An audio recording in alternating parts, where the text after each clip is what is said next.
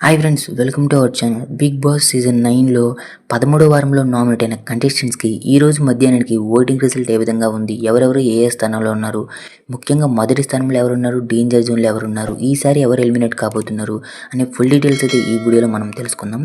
మీరు ఇలాగే ప్రతిరోజు Bigg Boss season 9 live voting result, live updates తెలుసుకోవాలి అనుకుంటే మన ఛానల్ని సబ్స్క్రైబ్ చేసుకుని ఈ వీడియోని ఒక లైక్ చేయండి.